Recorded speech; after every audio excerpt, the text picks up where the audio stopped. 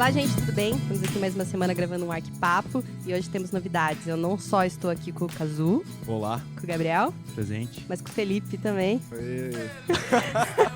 E hoje a gente vai falar sobre arquitetura sustentável. Vamos lá? Vamos lá. Feliz a tarde voa para o mar. Feliz. A gente não teve isso na faculdade. Então a gente chamou um cara que manja, que é o Felipe. E aí o Felipe veio, a gente é o nosso primeiro convidado. Desculpa, Felipe. Nem sempre a primeira vez é a melhor, né? Quase nunca, né? Quase não. Mas eu sou um cara bastante interessado na área, estudei bastante o tema. Comecei, na verdade, estudando sozinho, errando bastante. Comecei fazendo tudo errado e depois eu fui descobrindo alguns caminhos mais corretos, com base em normas, parte mais científica. Então eu fui buscar a parte da certificação LEED, que eu achei que era um compêndio legal. Foi uma aprendizagem meio autodidata também, né? Na ideia de... Sim. Você sentiu a necessidade de ir atrás desse conhecimento, que é uma coisa que, de alguma maneira, parecia uma tendência um tempo atrás, que poderia... Hoje, até, não sei se é uma tendência. Vai deixar de ser tendência porque vai ser definitivo. Spoiler. Vai ser regra, talvez. Vai ser regra, mas... Você sentiu a necessidade de fazer essa pesquisa por conta, né? De começar a ir atrás, pesquisar isso, assim, de alguma maneira. Né? Na verdade, assim, eu queria fazer projetos melhores. Eu queria melhorar meu projeto arquitetônico. Eu sentia que eu fazia certas coisas e que o cliente achava lindo, estava tudo certo, ninguém percebia os problemas que eu estava percebendo. Então eu comecei a estudar certos temas. Eu comecei a buscar muito a parte de iluminação, porque eu sentia muito a relação do que eu fazia plasticamente em relação com o vidro e com a alvenaria e com as abas. Eu sentia que eu estava um pouco cansado, sabe, de fazer uma fachada com aba no sul, sabe? Esse tipo de coisa. Então eu comecei a buscar a parte, né, mais técnica em relação a isso. Então eu comecei na parte de iluminação, que eu acho que é a parte que inclusive que eu mais domino, na parte de certificação como um todo, mas eu queria entender o aspecto geral de tudo isso, né? Porque o pessoal fala muito, né, projeto sustentável, tá? O que é projeto sustentável? Fazer casa com garrafa PET, né? Eu já ouvi dizer que isso é sustentável, né? Só que daí você gera um calor dentro da tua edificação que eu acho que acaba não sendo tão interessante você fazer. Esquenta a Coca-Cola, né? Exatamente. Foi mal, Puta desculpa. merda! Não! E poderia ser cerveja, poderia ser pior.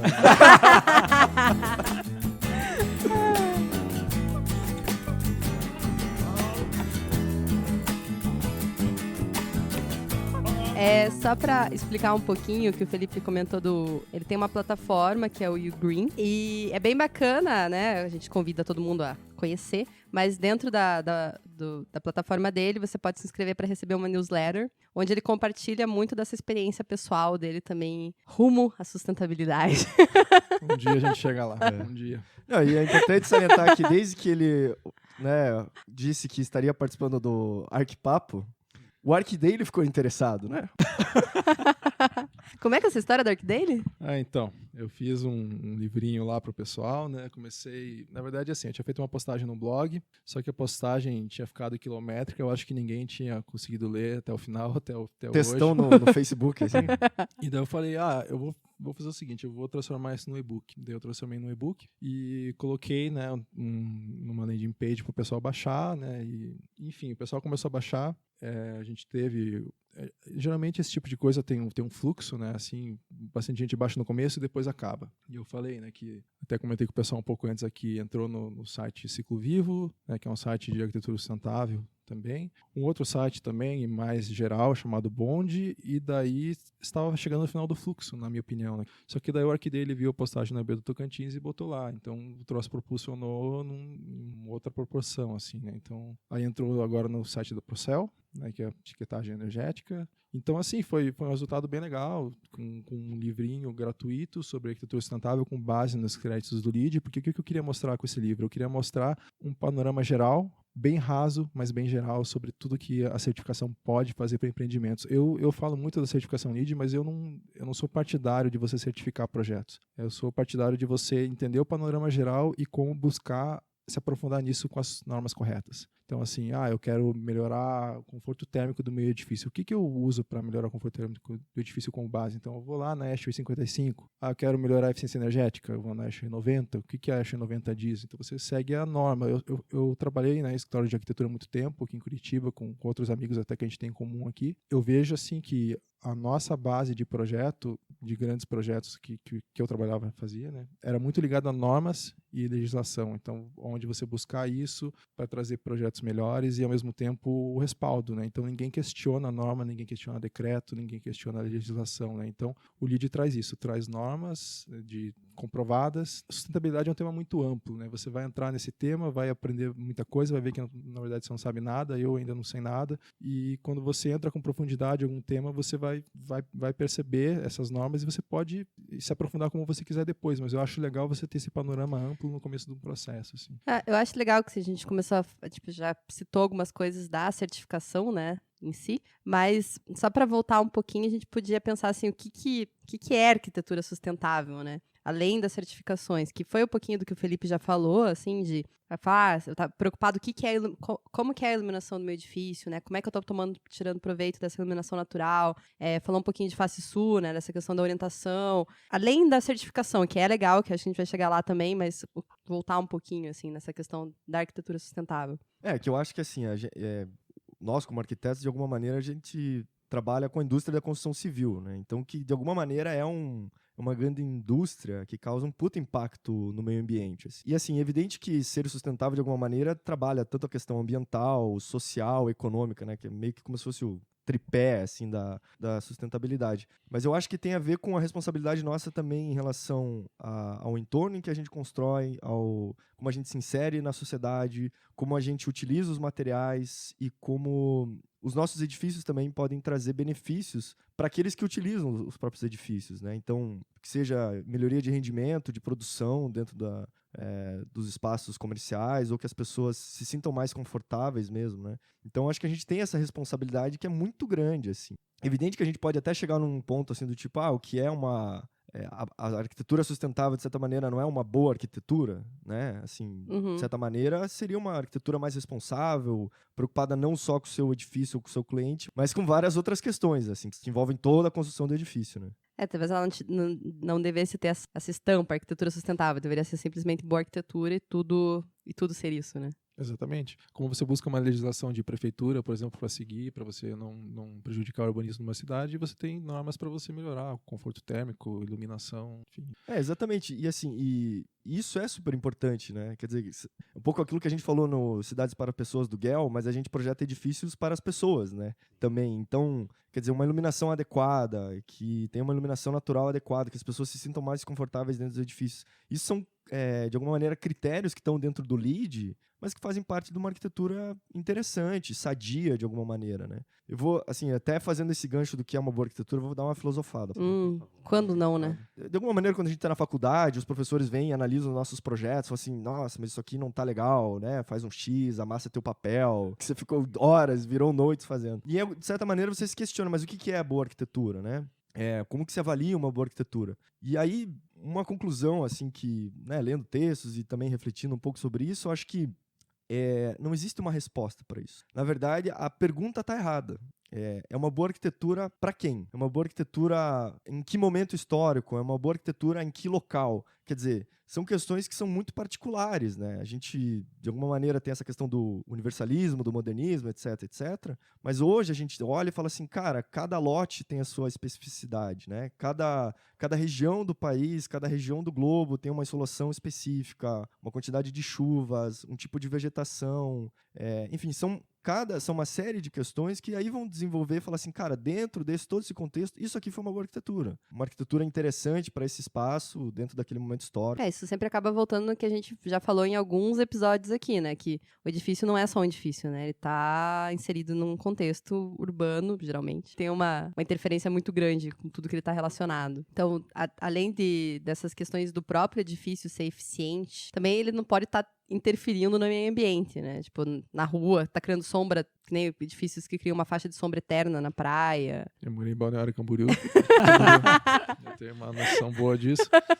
Cara, não atrapalha nada. Pô, você convive com a sombra. Você chega uma hora ali, sabe que vai ter uma sombrinha em certo horário, tá tudo... Ótimo, Pra aliviar né? o calor, né? Não Na precisa nem verdade é passar pra protetor. proteger, né? Pra você não se queimar. É uma função importante. Só que eu acho assim, as pessoas falam muito, Balneário Camboriú, mas, cara, assim, as pessoas deveriam ter chegado 30 anos atrás e ter falado isso, sabe? Tá tudo lá, não tem mais o que fazer, enfim. Sabe? Acabou o sol, verdade. galera. Lá Acabou não o tem sol. mais. Acabou, cara, não tem. Não tem que sofrer depois, né? Não, acabou só de tarde, né? De manhã ainda tem. Pra quem acorda cedo, né? Pra quem acorda cedo ainda tem. É meio assim, a partir das 4 horas já não tem mais sol na praia. Aí o teu bronze fica com um formato de edifício, é isso?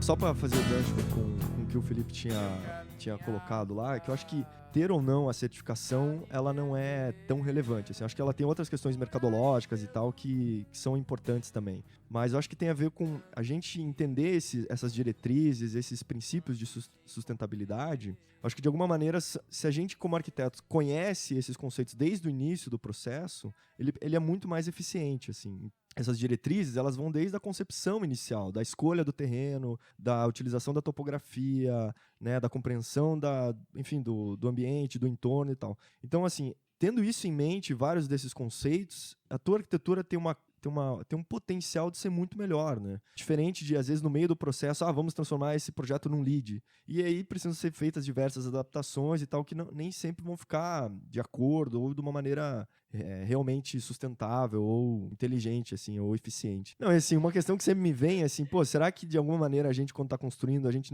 realmente não joga muito fora muitos recursos também, né? Muitos materiais. Você tem uma dúvida disso? Eu te afirmo, sim.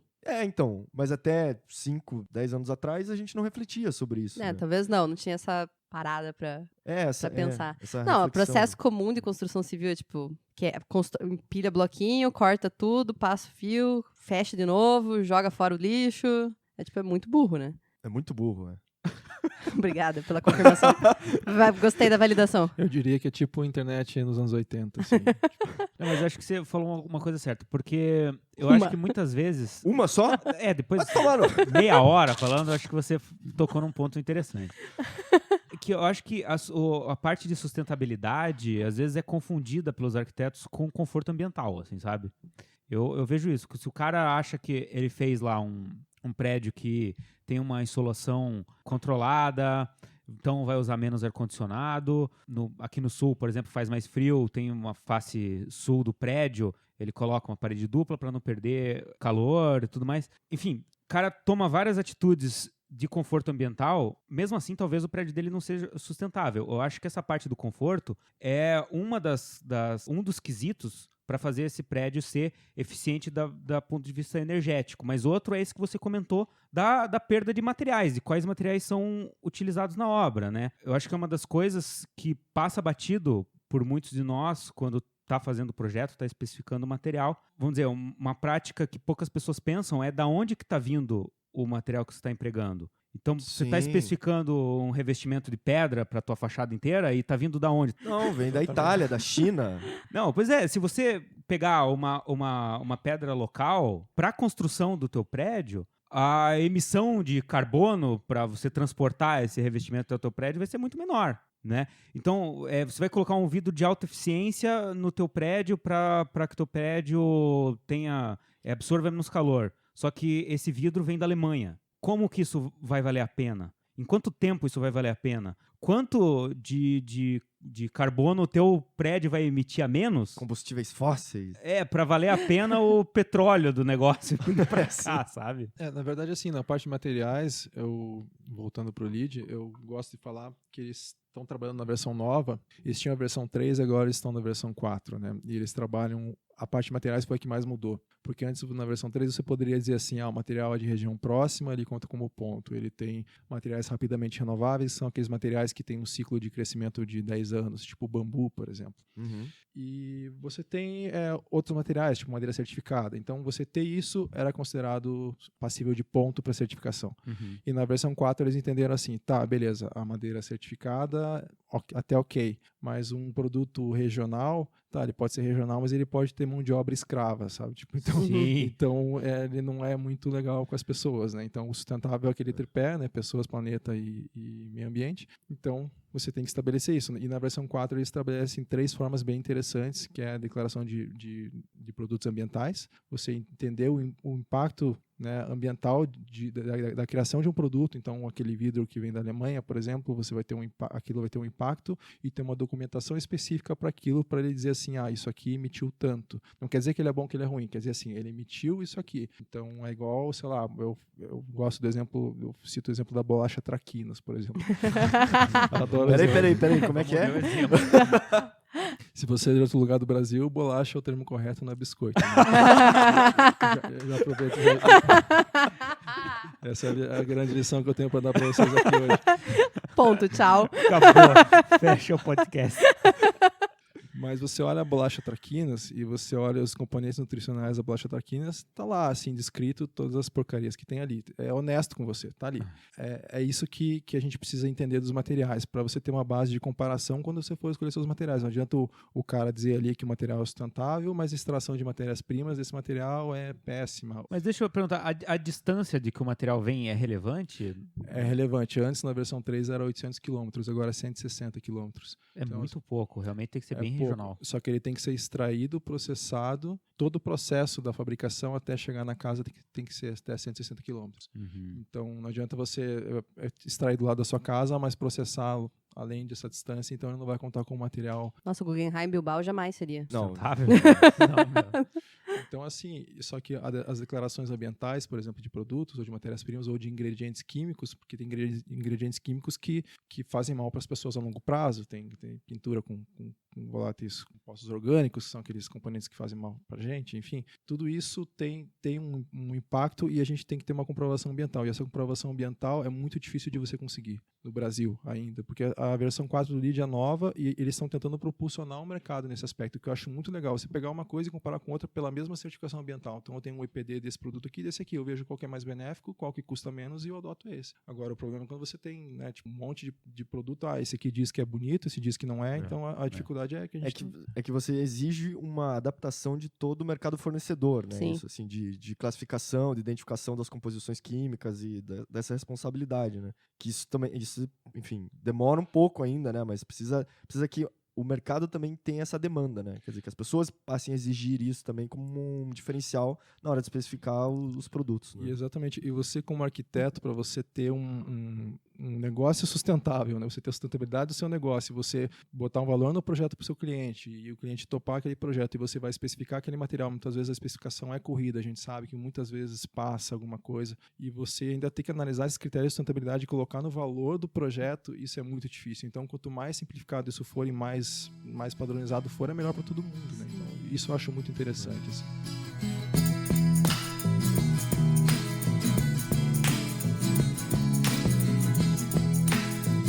Só pra depois voltar um pouquinho no assunto também, a gente já tá entrando em algumas coisinhas do LEED. Tipo, o que é o LEED, né? É isso que eu ia perguntar. Eu não sei, eu tô aqui perdido.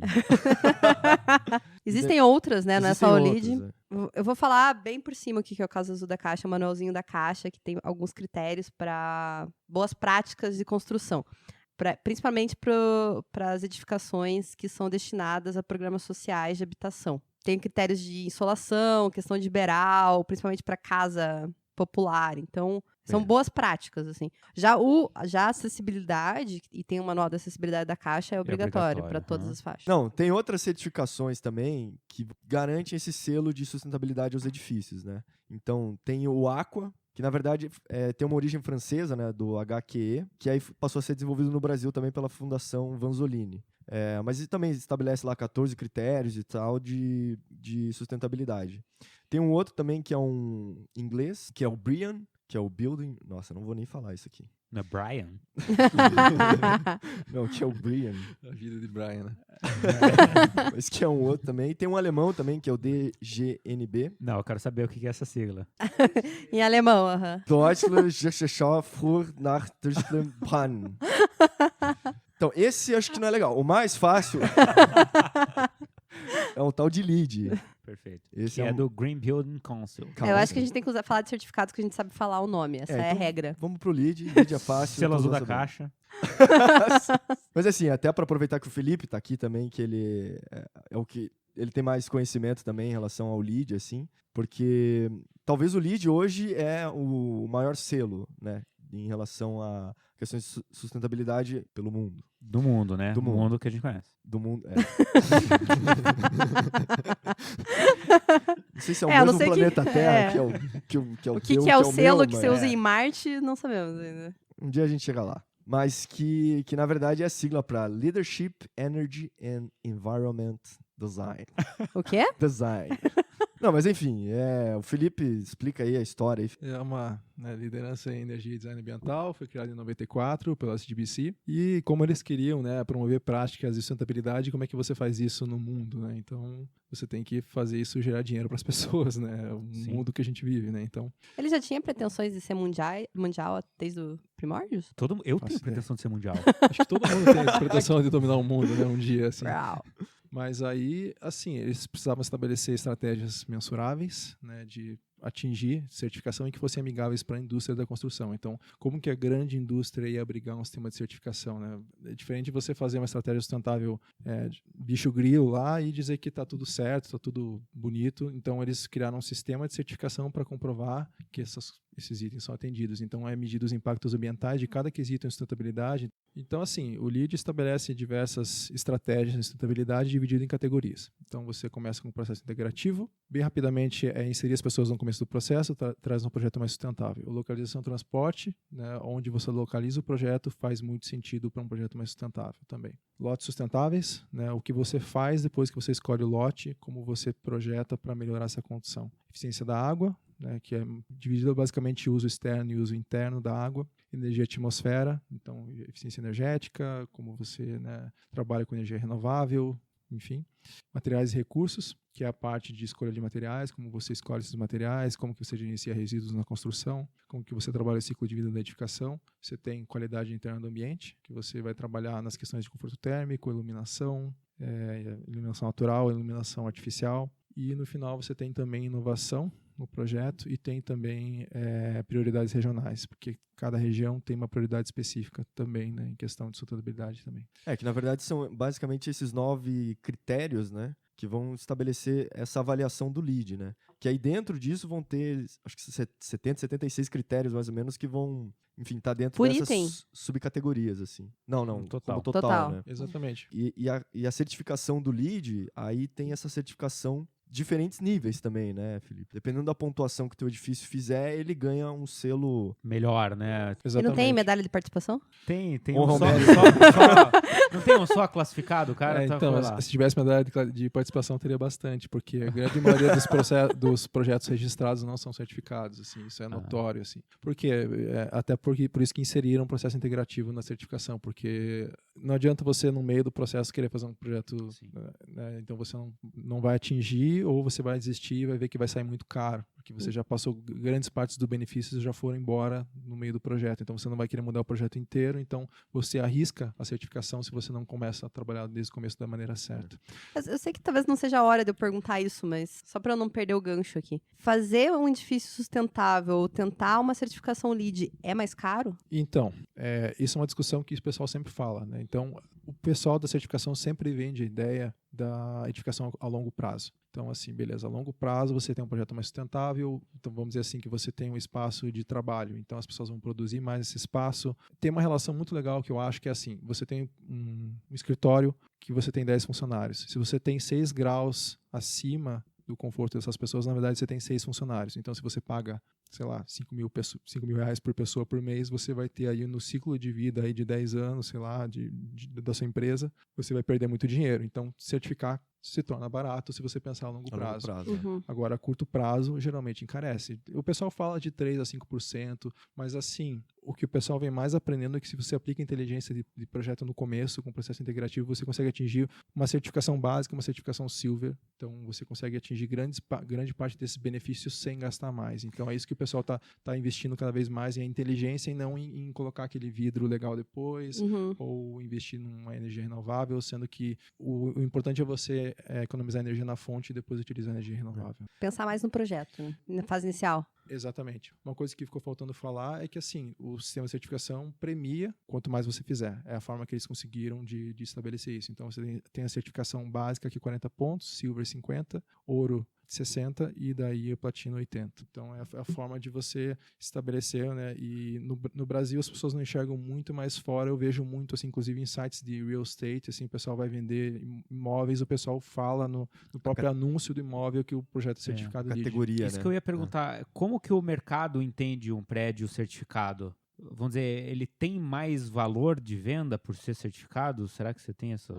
Sim, o valor de venda é maior. É maior. É maior. Tem inclusive um guia que eles... O LEED disponibiliza, o SDBC disponibiliza, que eles falam The Business Case of LEED, uma coisa assim. O nome, se digitar Business Case LEED, você vai encontrar. Eles falam que a percepção das pessoas para o mercado está muito maior, 60% do mercado americano está trabalhando com certificação hoje, com certificação não, com projetos mais sustentáveis, 60% do mercado americano hoje trabalha. Caramba, 60%. Que é um reflexo da crise americana, então lá houve uma retração e na retomada eles entenderam que não podiam vender mais a mesma coisa, eles tinham que vender algo mais competitivo do mercado. No Brasil tem um item lá que eles falam que aumentou a percepção aqui no Brasil, 63%, alguma coisa assim, no mercado latino-americano, que foi um avanço de 11% desde 2013, eu acho, se não me engano. Então, assim, foi um avanço que eu achei bem significativo e eu achei demais, assim, até. Mas se eles estão falando, é com base no estudo. Estudos dizem, né? Estudos dizem que é. Então, a gente acredita, né? Então, assim, eu entendo que no mercado que a gente tem hoje com a crise econômica, a certificação é um produto que ficou para trás um pouco. Apesar de certas entidades falarem que isso é bem relevante, assim, que está tendo recordes, não sei o que lá, mas eu acho que houve uma retração. Eu participei de um projeto que teve uma desistência de certificação e outros que eu já vi de desistência também. Então, assim, mas eu acho que na retomada do mercado, eu sempre falo isso. O pessoal eu tenho um curso, né, sobre o LEED Green Associate, que é a primeira etapa de acreditação profissional, que as pessoas, eu falo para as pessoas, cara, não é para você certificar amanhã o empreendimento, não é essa a intenção, é um aprendizado para a vida, assim, você vai aprender, você vai começar a utilizar isso e na minha opinião, você vai se tornar alguém competitivo em 2018, sabe? Então é algo assim para plantar para o teu futuro, não é algo de curto prazo, assim. Mas e você falou citou o Brasil e outros países, como que o Brasil está perante as outras nações em relação a essa atividade de certificação, assim, número de lançamentos ou não sei? O Brasil passou do 5º para o 4º país que mais certifica no mundo. Ah, tá ótimo, na verdade. Estados Unidos, Canadá. Isso seria em número de certificações, assim, e não uma proporção, assim. Na verdade, assim, é em número de registros. Em certificação, eu não tenho certeza. Quem pediu? Número de registro, tá. Quem pagou a taxa e está entrando com o projeto. Então, assim... Mas, assim, então, lógico que países que têm...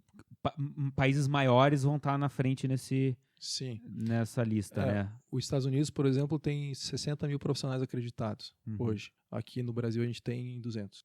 Caramba. Então, tipo assim, muito diferente. É um outro mercado. Assim, a gente tá em quarto, beleza. É bonito falar em quarto, mas se for comparar com o que eles fazem lá, é bem diferente, né? E até porque as normas lá, né, o LEED, apesar de eles terem feito muita internacionalização dos créditos para pegar o mundo todo, ainda é muito americanizado. Né? Os critérios são diferentes de país para país? Você tem que estabelecer certas regras de acordo com o local. Então, assim, eles falam, por exemplo, pegada dos veículos. Tipo, a ideia é não fazer estacionamento descoberto, porque isso puxa muito calor e você vai criar ilha de calor. Então, a ideia é fazer no subsolo. Então, eles falam assim, estabelecer o mínimo de vagas pela legislação. Então, cada legislação vai ter seu número mínimo de vagas e aí você estabelece o número mínimo de vagas. Ou, de acordo com... tem um guia que eles falam, Engineers Transportation Handbook, tal. Daí você pode estabelecer por isso também, se você não tiver uma legislação forte em relação a isso. Um negócio que eu achei legal que você falou no começo, que eu acho importante ressaltar, que o LEED dá essa possibilidade de você oferecer ao empreendedor um retorno, né? Porque que nem você falou, né? O mundo é capitalista. Exatamente. Né? Então, não é só querer ser... Se o valor de venda depois é maior, isso tem um certo chamariz. Tanto que você falou de bicho grilo, né? Não sei se no Brasil inteiro usa bicho grilo. Caso conceitua pra gente bicho grilo, então. Não, mas o Riponga, o teu amigo Riponga, Riponga. que anda de bike, fuma Teu maconha. amigo maconheiro.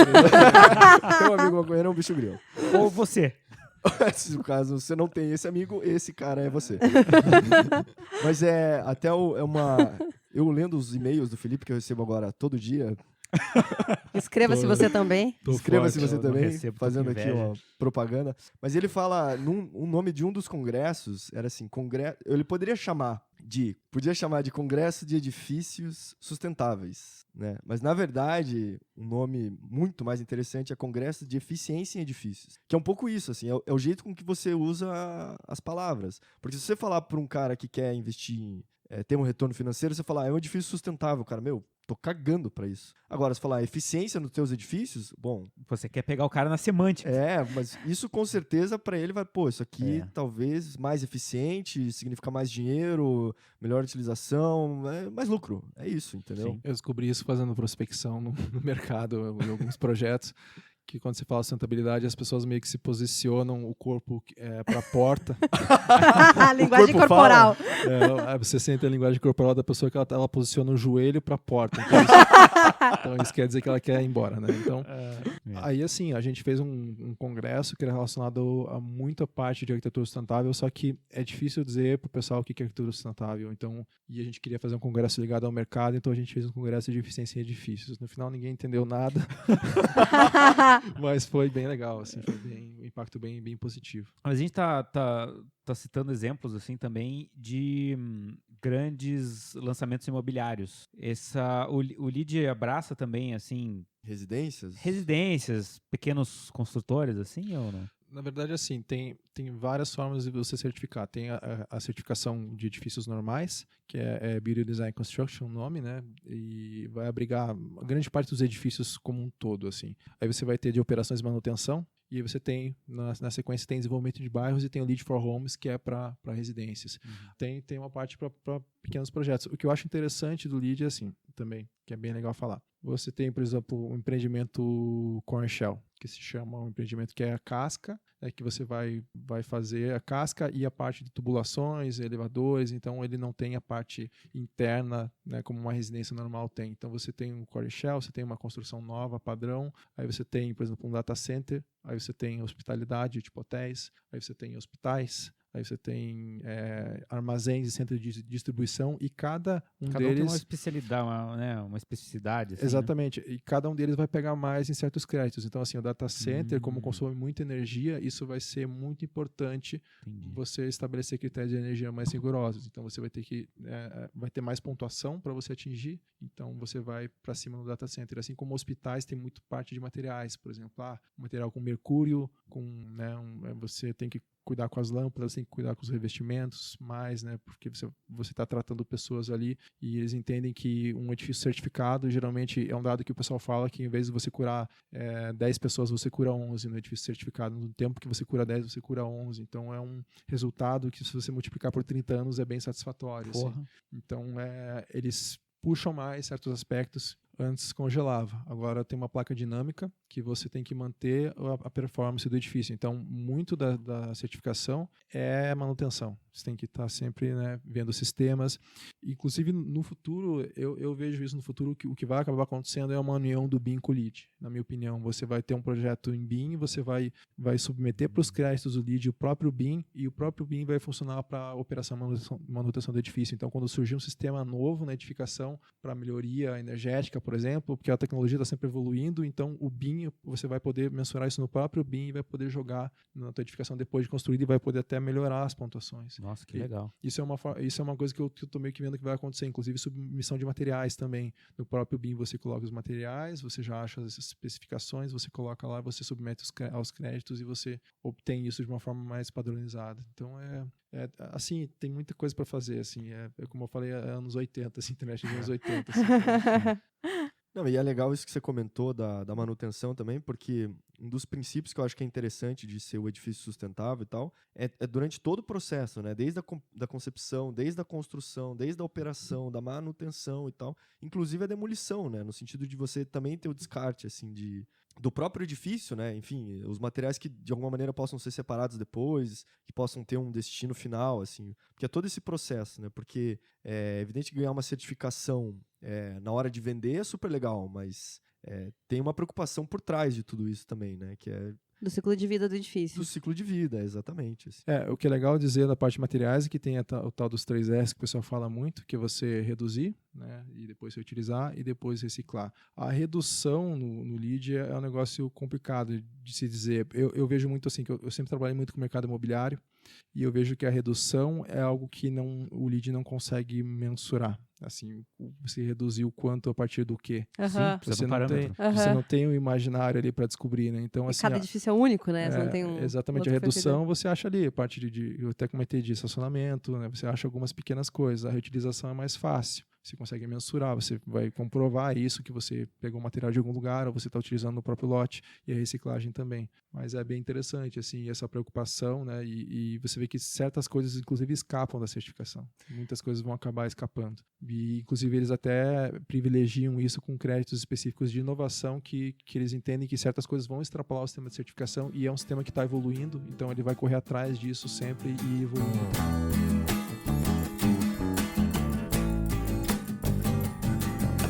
Então, vamos dizer que amanhã eu vou chegar no escritório e vai bater lá o meu cliente empreendedor, mega empreendedor, e ele fala assim, olha, quero fazer meu prédio certificado. O que eu faço? Te ligo, Felipe?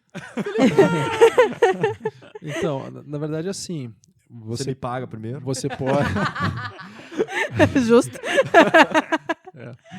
Mas, na verdade, é bem o contrário. Você pode fazer. Pega o Reference Guide, você pode começar. A chance Reference Guide é o... é o guia de referência do LEED, né? Você pode comprar para cada tipo de edificação. É claro que se você não conhece, né, você vai ter chance de errar, até inclusive comprar o Reference Guide errado.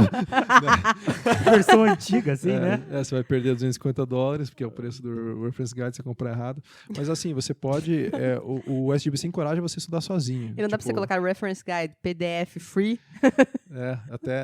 Eu tenho um Reference Guide lá, mas...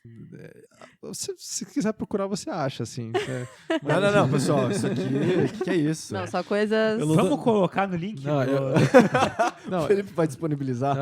Mas assim, você é encorajado a estudar por conta própria e, inclusive, certificar. Não é um problema em relação a isso. Na verdade, assim, o LEED encoraja ter um profissional acreditado no processo de certificação. Ele vai dar mais pontuações, vai dar mais um ponto, né, para o profissional que é acreditado nesse quesito. Mas qual que é a estratégia, no geral, que o LEED considera correta para você fazer? Você ter esse profissional acreditado e você vai trazer uma equipe de profissionais. Então, dependendo do empreendimento, da natureza do teu empreendimento, você vai ter mais profissionais ou menos profissionais. Aí você vai estabelecer um processo integrativo com todos os profissionais, você vai ter um checklist com todos os créditos e você vai começar a avaliar questões antes de começar a projetar. Então, esse lote é assim, tem essa possibilidade aqui, a orientação pode ser assim. Eu tenho um telhado verde que eu posso colocar. Na verdade, assim, antes do telhado verde, você vai pensar no gerenciamento da água da chuva, ele vai ter um engenheiro hidráulico, sei lá, daí ele vai poder avaliar o nível de precipitação do local, vai dizer assim, aqui chove tanto, então a gente vai estabelecer um percentil de água, que na verdade, assim, não quero entrar muito na parte técnica, mas você tem que estabelecer algo que suporte, né, a chuva que ocorre naquele lote para que ele se autossustente. E só fazer uma interrupção, mas que pode ser diferente daquilo que a prefeitura exigiu, né? Quer dizer, é uma avaliação de alguma maneira exatamente. sustentável, específica para aquele lote, para aquela região. Exatamente. Uma coisa que você falou rapidinho, para cada tipo de prédio, o LEED vai orientar para que sejam envolvidos tais e tais profissionais, assim? Não, não que ele vá orientar, mas assim, você tem lá o engenheiro estrutural, o engenheiro elétrico, hidráulico, aí às vezes você tem um projeto que precisa de um paisagista específico, sabe, algo mais especializado para o tipo de projeto, sei lá, arquitetura hospitalar vai ter profissionais específicos, eficiência energética, por exemplo, né, então assim, você vai ter que, o LEED considera, inclusive, eficiência energética como pré-requisito, é algo que vai ter. E isso é importante dizer também, desculpa parar essa parte de processo integrativo, eu já volto, mas você tem pré-requisitos e tem créditos. Então, e tem requisitos mínimos de programa. Os requisitos mínimos é mais tranquilo, mas tem pré-requisitos e créditos. Vamos dizer assim,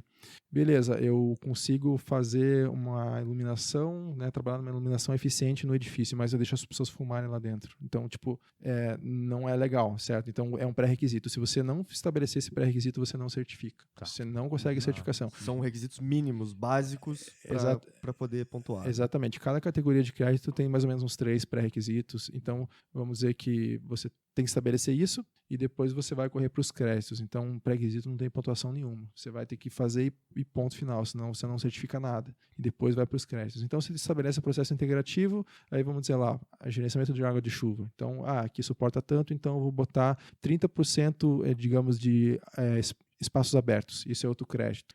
A gente fala de impermeabilidade, né, de 25%, São Paulo é 15%, enfim, cada localização tem uma permeabilidade específica, eles falam em 30%. Então você já vai estabelecer um gerenciamento de água de chuva por essa área, esse espaço aberto. Daí você vai, vamos dizer assim, eu quero colocar um telhado verde mesmo, lá em cima da edificação. Então você já vai ganhar um pouco de pontuação nisso, você vai ajudar a reduzir ilhas de calor, né, e vai ajudar a reduzir a carga térmica da edificação. Então, ou seja, vários créditos, eles têm sinergias entre si. Mas assim, então eu coloquei o telhado verde lá, mas aí tem engenheiro estrutural, ele vai dizer assim, pois é, mas dependendo do telhado verde, quando chove, a terra vai encher de água ali, então o projeto estrutural vai encarecer. E aí, uma boa estratégia não é, sabe? Então, eu tive um projeto que foi certificado e a gente não pode colocar um telhado verde, tem 2 tipos, né? O mais profundidade e menos profundidade. A gente teve que utilizar com pouca profundidade por causa do projeto estrutural. Não é carregar muito no projeto estrutural. Mas essas coisas que você está citando, por exemplo, da parte do engenheiro que vai fazer o projeto hidráulico de captação de águas de chuva, isso tudo gera relatórios que são enviados ou não? Na verdade, assim, você vai estabelecer um checklist, né? Você tem todos os créditos e você vai pensar assim, tem 70 créditos, né? 70 créditos e pré-requisitos, é tudo junto, né? Então, a gente vai estabelecer 20 que a gente com certeza vai fazer, a gente vai atacar isso aqui, então a gente vai ver, beleza, o telhado verde é viável, a gente viu lá no H/6 a prefeitura que vai passar, o arquiteto viu, né, que o arquiteto é o papel, o cara mais importante é o arquiteto, eu gosto sempre de citar isso, o arquiteto é o cara. Afinal, esse aqui é o arquipapo, né? Exatamente, só na brincadeira. Então, assim, cada questão de crédito vai ter uma discussão entre vários profissionais. Então, assim, o arquiteto, ele é o principal, mas ele não faz nada sozinho. Então, todo mundo tem que estar junto e sempre buscando relações diferentes. Então, e o principal, o construtor tem que saber o que ele quer, sabe?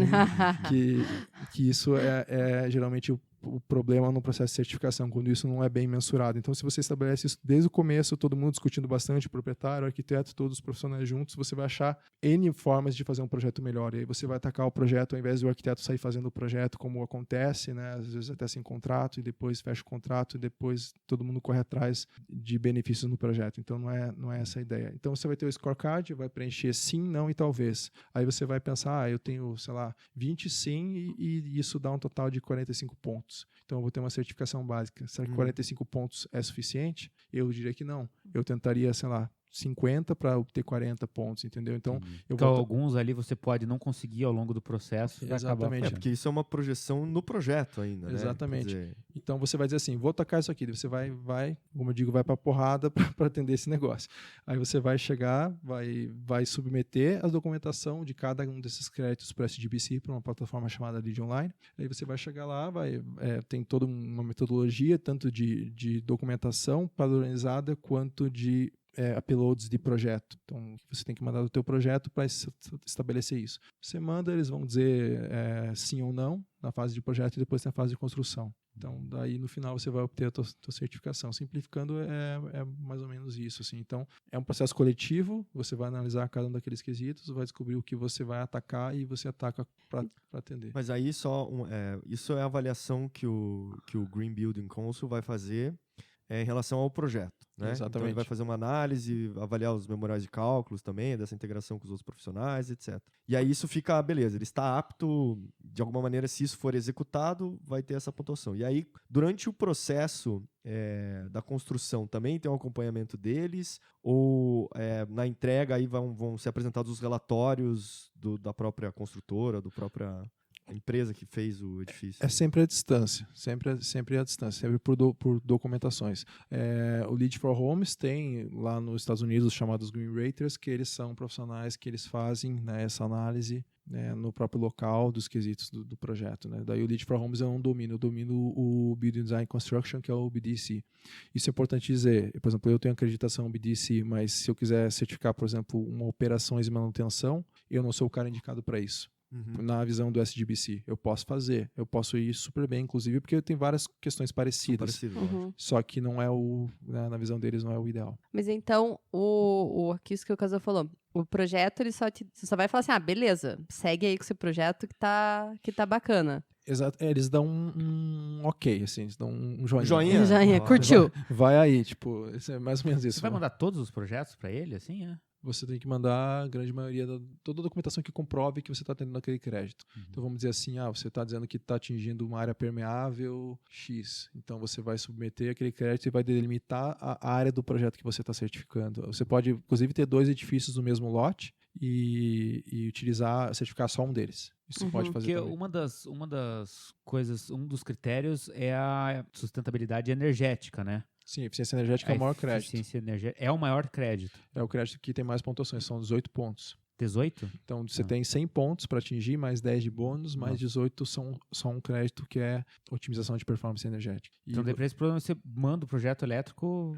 ou você manda tipo a carga total do edifício? Você tem que mandar a carga, você tem que fazer uma modelagem energética conforme os padrões deles específicos e aí você submete isso. Eu estava, inclusive, estudando um pouco sobre isso, fiz um curso de IES para tentar utilizar isso, porque o IES tem uma forma padronizada de submissão. E esse é o quê? E esse é um programa. Tá. Só que assim, tem o Energy Plus, que é um programa de análise energética, né, de performance. Então você pode utilizar o Energy Plus, que é gratuito. O Departamento de Energia americano te fornece. Você pode estudar à vontade, pegar o programa, fazer.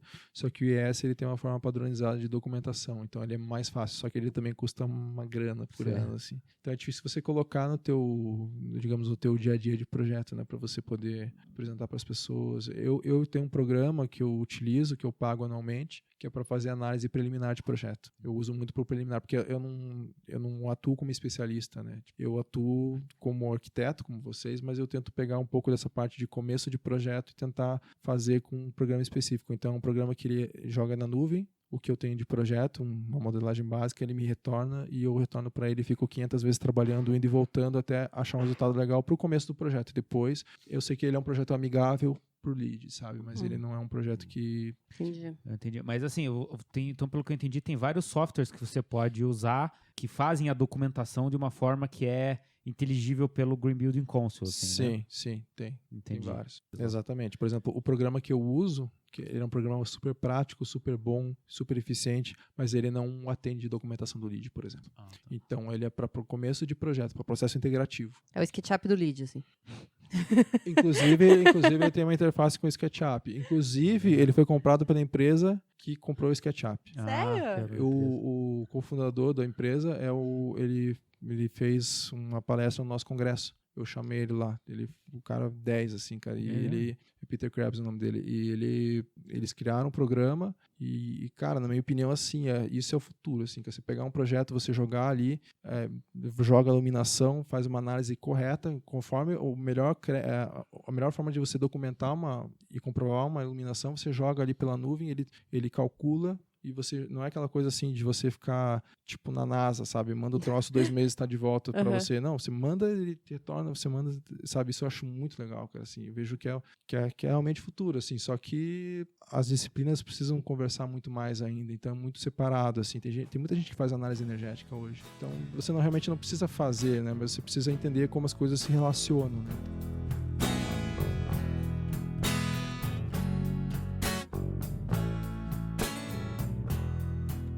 Sabe o que é uma preocupação minha? Tipo, eu acho que a gente consegue vender para os nossos clientes até essa possibilidade. Ó, você vai certificar, você vai ter um valor agregado do teu edifício melhor. Sem falar em qualidade, né? Que é o óbvio, assim. Mas como é que você convence que, você vai ter que ficar vendo um monte de coisinha e vai ser foda e vai ter que monitorar e vai ter que fazer documentação da obra? Eu acho que justamente como é que você vende esse pacote todo, assim? eu acho que é justamente ele pensando que o metro quadrado dele vai valer mais. Eu já ouvi falar de gente que trabalha só com certificação mesmo, e tem gente que me diz assim, a certificação como produto no mercado brasileiro hoje é um produto fraco. Eu tenho que ser sincero em relação a isso, porque é um problema a mais que você vai ter. Você já tem um problema que é você construir a obra com um valor que você está esperando, você contratar os projetistas, você gerenciar a sua construtora, você pagar tudo aprovar do pessoal, seus projetos. aprovar o projeto bonitinho lá, que já é uma dificuldade por si só. Então, beleza, você quer colocar mais uma dificuldade, realmente é uma dificuldade. Só que o que eu vejo que as empresas estão entendendo cada vez mais é que é a questão da performance e do valor de venda, como o Gabriel falou. Então, é bem por aí, assim, cada vez mais as pessoas vão entendendo e vão querendo criar competitividade, e essa competitividade vai impulsionando o mercado, né? No final acaba sendo isso, né? Eu quero fazer melhor que o vizinho, vender mais caro que o vizinho, e topo isso. Eu acho que o lead é legal por isso, porque hoje pode ser difícil, mas no próximo projeto não vai ser tanto, e no próximo vai ser menos, e daqui a pouco virar algo padrão, sabe? Vai padronizando. É uma coisa que vai acontecer, né? Isso, assim, é isso, são projeções daqui a 5, 10 anos, cara, com certeza vai ser um critério básico que todo edifício provavelmente vai ter que atender, né? Não tem como fugir. O que, de certa maneira, vai assustando a gente, né? Porque você falou que eu tenho que saber de BIM e de Green Building. Tipo assim, eu tô ficando bem pra trás. Assim, eu não sei nenhum dos dois. O que vai acontecer, na minha opinião, é a especialização. Cada um vai se tornar especialista numa parte.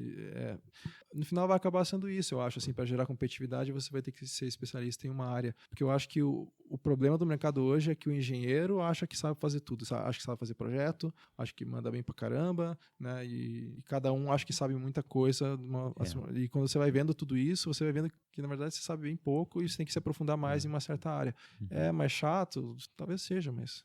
Não, assim, eu acho que é evidente que cada profissional é um diferencial que talvez cada um tem que conhecer mais. E não necessariamente só para ter o lead, que nem você falou no começo, mas é para fazer uma arquitetura melhor e tal, que tem uma maior responsabilidade. E assim, uma das dúvidas que eu tenho bastante existem várias categorias do profissional também, né? Você citou algumas, mas eu acho que vale a pena só a gente escrever ou explicar, né? Porque tem o lead GA, né, que é o... Tem um monte de sigla, né? Tem um monte de sigla que é difícil de entender. Pra né? pessoa, isso que você tá falando, né? Pro profissional. Profissional com várias denominações. Então vamos lá, por exemplo, tem o Lead GA, né, que é o Green Associate, tem o Lead AP, que é o Accredited Professional. Isso. O Lead AP, daí, nossa, agora começa. BD mais C. Pô, que eu não vou falar inglês, mas é assim, projeto de edificação e construção.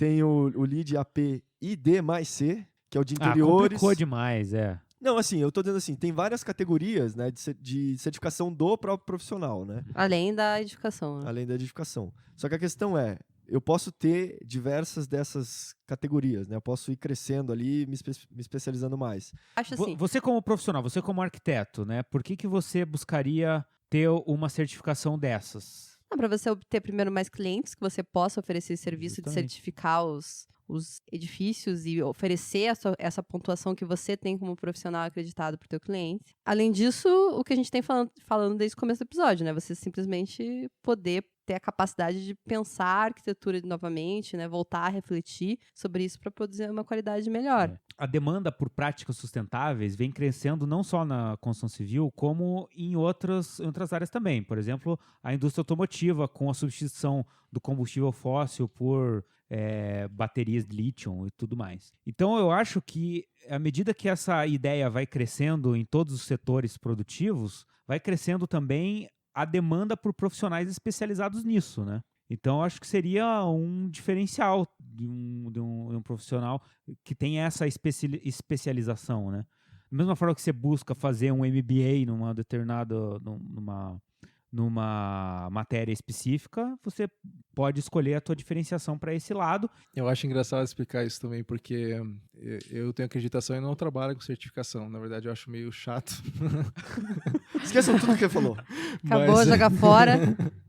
Mas assim, como eu falei, eu aprendi para estabelecer projetos melhores. E para mim, a forma de estudar acaba sendo fazer a prova. Aham. Entendeu? Então você... Tem um objetivo, né? Aquela coisa, você joga o chapéu em cima da cerca e vai buscar depois, sabe? Dá um jeito de pular o muro. Então, o que eu fazia? Eu marcava a prova, pagava a prova e aí estudava. Então, eu tive um crescimento gigante em pouco tempo, assim, na minha opinião, né? Por essa obrigatoriedade de estudar pelos temas, assim. Então, e eu acho assim, hoje, se eu quero buscar uma eficiência melhor no meu projeto em algum quesito, eu sei exatamente onde buscar, assim. Eu sei que as normas mais avançadas vão estar lá. Então, é simples, assim, né? Então, eu sei aonde buscar, como fazer, qual o passo a passo para fazer isso. Então, se eu quero melhorar, o que eu já falei, né, eficiência energética, eu vou buscar lá o baseline da SHE 90, que é a base, né? Você tem que estabelecer uma base de energia que você vai economizar, então você estabelece a base e você vai entrar naquilo. Acho que é isso, assim, você busca da sua melhor forma aquilo que você deseja para o seu projeto de arquitetura.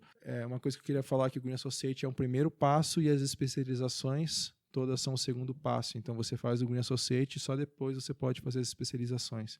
Então, tem muita gente, assim, que eu vejo que é um mercado que vai crescer muito, é o mercado de operações de manutenção. Beleza, a gente faz edifícios melhores hoje, mas quantos edifícios já estão feitos que estão performando mal, estão gastando muita energia? Inclusive empresas também na parte de interiores, né? Todo mundo, sei lá, quer ser um Mark Zuckerberg hoje. Todo mundo quer criar um troço diferente. Quer ter uma empresa diferente.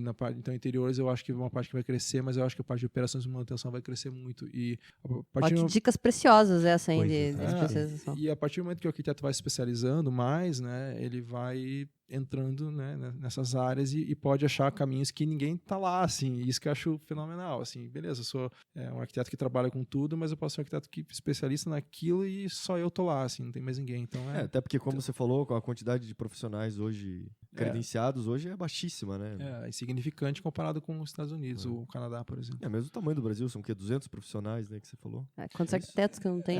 Diz que tem 200 Green Associates e mais uns 200 de APs, assim, né, então...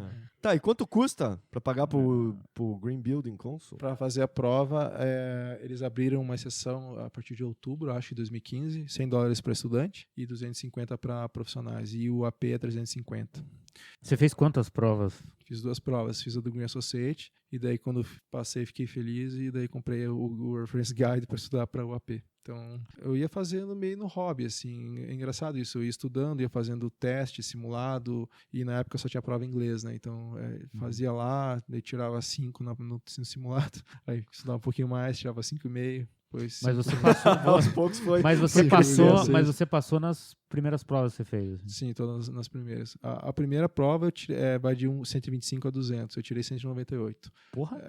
Foi bom, assim. Foi bom? Caramba, foi bom. E do AP foi 194, eu acho, uma coisa assim. Foi menos que a do Green Associate. E você tem que ir até uma sede do Green Building Council para fazer a prova ou é online? Eu achava que precisava, por isso que eu não estudava. Até eu tinha trabalhado já com projeto certificado antes, como arquiteto, não como certificador. Daí eu achava que não podia. Daí eu descobri que você podia fazer em centros específicos que tem em capitais brasileiras, e tem um sistema de avaliação, olhar, né, revistar as pessoas, não dá para entrar com nada.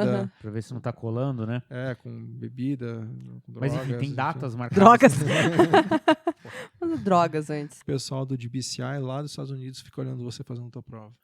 Então você faz no computador lá as questões, você pode pular, pode marcar sim ou não, ou talvez, aí você vai fazendo e daí no final você aperta o submit e vê se você passou ou não. Na hora? Na hora. Ah, na hora você vê se passou. Ai, que ótimo isso. Na hora.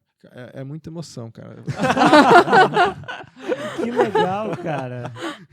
Que fantástico, né? Você já saber, não precisa ficar ansioso. Porque é legal assim, cara, que eu acho muito... Uma coisa que eu acho muito massa quando eu falo assim, que tudo na vida você cria 2 vezes. Então você cria a ideia de fazer um negócio. Aí quando você pega e passa...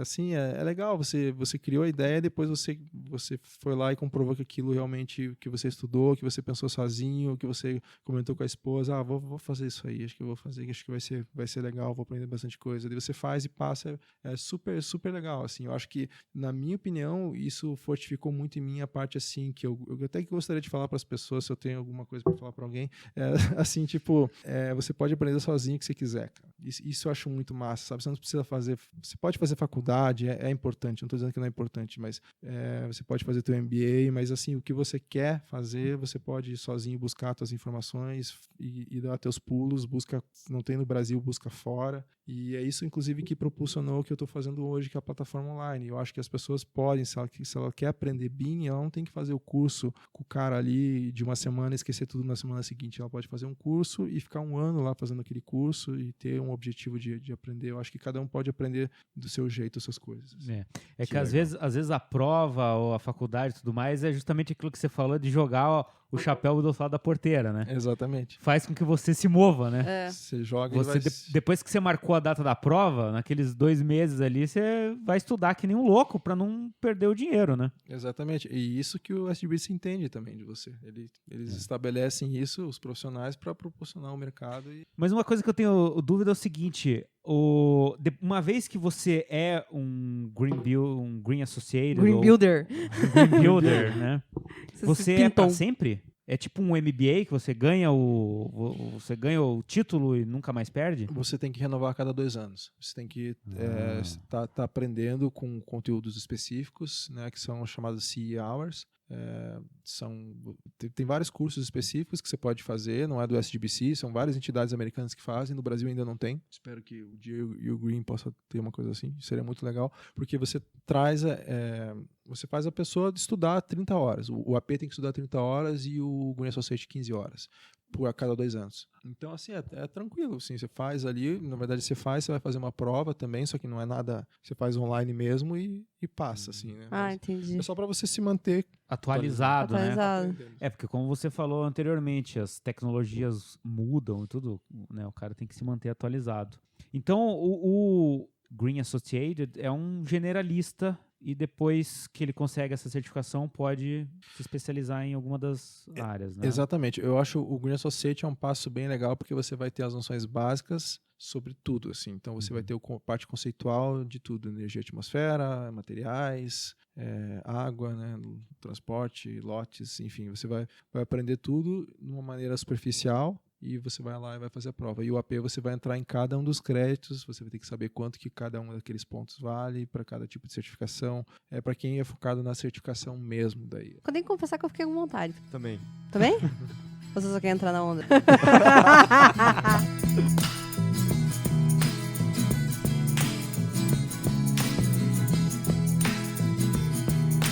Não, e uma coisa, eu sempre tive o pé atrás um pouco com a sustentabilidade, assim, porque eu acho que de alguma maneira... Tá, eu sei que vai parecer muita loucura de novo, tá? Mas, assim... Não, é que eu acho que de alguma maneira o pensar sobre a sustentabilidade às vezes estava muito focada no meio ambiente, sabe? De você... Natural, assim. No natural, exatamente. É o planeta, o camada de ozônio, a Amazônia que a gente está destruindo, etc. Evidente que isso é super importante, mas eu sempre tinha um pé atrás no sentido de que uma grande justificativa era... esse planeta para os nossos filhos, o planeta para os nossos netos. Enfim, e é sempre um discurso de uma geração futura, né? E a questão que eu acho, assim, é que... Você já tá na merda, vamos salvar pros outros, né? Exatamente. Será que, assim, a gente tá pensando numa geração lá na frente, mas você se fudeu, mas vamos ver se os demais conseguem ficar melhor. Não, mas assim, será que hoje a gente tá pensando, porque no futuro as pessoas não vão ter água, no futuro as pessoas não vão ter florestas. Eu falo assim, será que hoje as pessoas têm água? Será que hoje as pessoas que vivem hoje têm essas florestas? Cara, eu acho que grande parte das pessoas não, entendeu? Então, assim, às vezes ficava um discurso muito para uma sociedade onde já tinha tudo, entendeu? Um discurso muito de primeiro mundo, assim, onde já tem todas as pessoas, de alguma maneira, tem comida, água, áreas verdes, etc.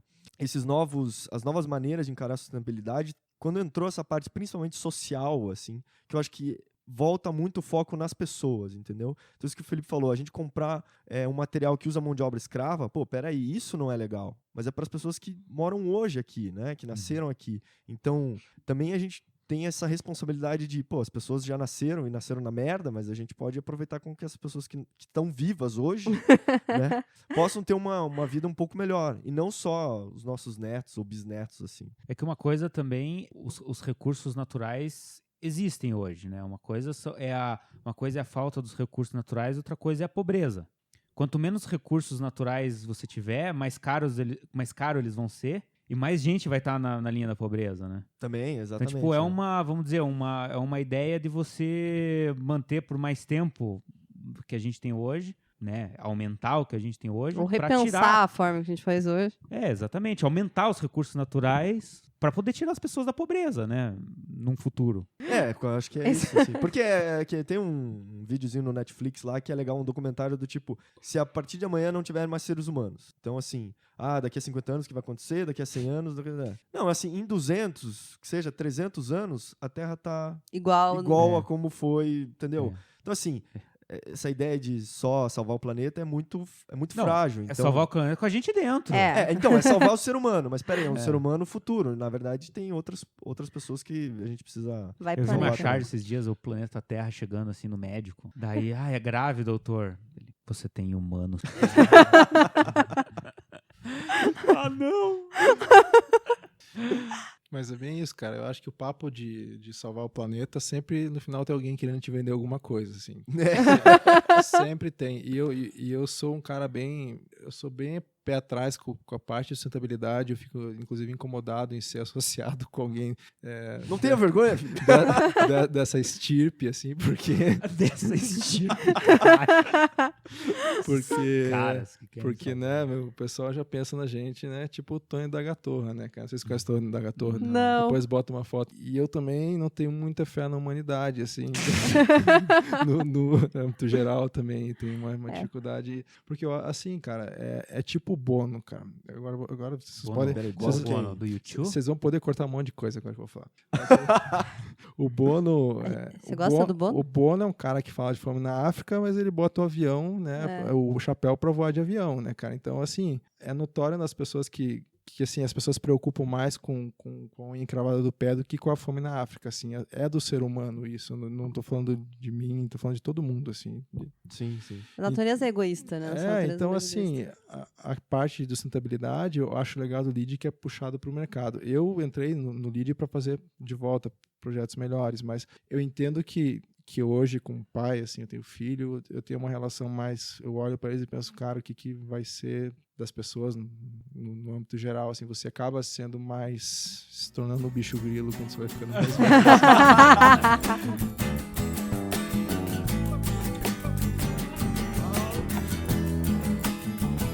Então, gente, obrigada mais essa semana. Queria agradecer ao pessoal que comentou no Instagram, no Facebook, mandou e-mail também. E agradecer o Felipe também, né? Que veio até principalmente o Felipe, que veio até aqui. Queria agradecer a minha esposa, que me deixou passar das 10 hoje. Muito importante. Também queria agradecer a tua esposa. Muito obrigado. Com o bebezinho, com muita paciência. Então, gente, continuem comentando no Face, nos sigam no Instagram. E mandem seus e-mails com comentários. Isso, até semana que vem. Um abraço. Beijo!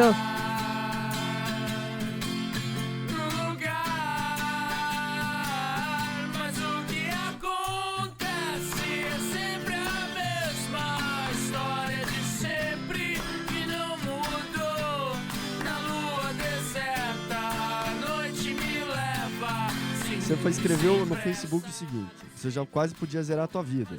Que teu produto saiu no Arcdale. Que faltava só encontrar o Stallone. Stallone, pô. Então eu vou fazer essa campanha pra gente conseguir chamar o Stallone pra tirar uma foto. Eu quero conhecer ele também. Também quero. Também quero. Então vamos zerar a vida de todo mundo. Vamos conhecer o Stallone. Esse é o desafio até o final do ano. Vai.